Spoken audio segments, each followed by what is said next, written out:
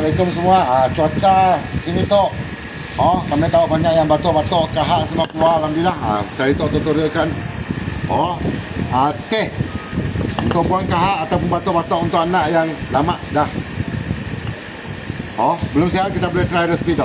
Okey, kita cuma perlukan lopak putih, gula merah, halia dan daun pandan.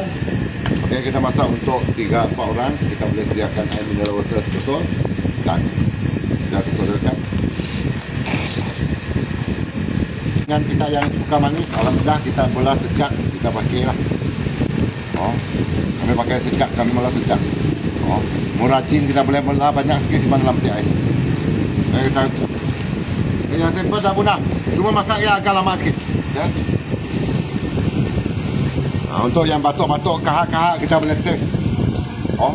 Bahan-bahan yang simple. Kita potong halia dan kita potong lobak putih ya.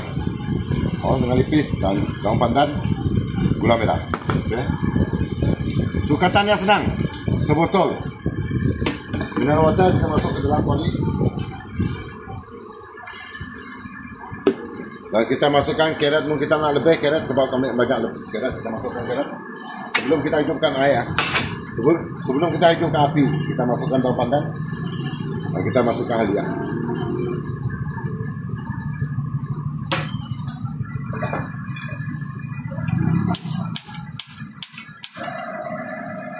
Dan kita rebus dalam anggaran dalam setengah jam, tapi jangan pakai api besar. Okey, kita rebus pakai api kecil dalam masa setengah jam. Okey, nanti baru lepas kita dah rebus, kita masukkan gula.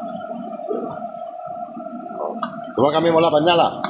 Kita boleh bola banyak sikit. Untuk apa? Simpan dekat peti ais. Bila kita rasa nyaman, kita boleh minum macam air putih juga. Untuk memanfaat untuk kita semua. Dan Assalamualaikum warahmatullahi wabarakatuh. Nanti kita akan tutorialkan lepas siap pula.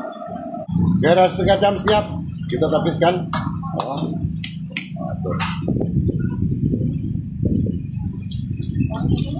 Ya, itulah sampai sana wangi tu.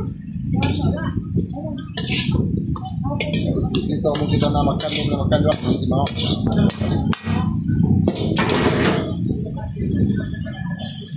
Ya, kita tuangkan ke gelas.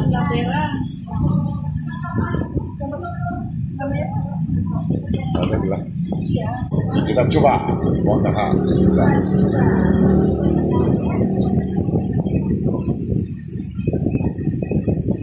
Untuk kahak-kahak boleh tes. Dan Assalamualaikum warahmatullahi wabarakatuh. Terima kasih semua.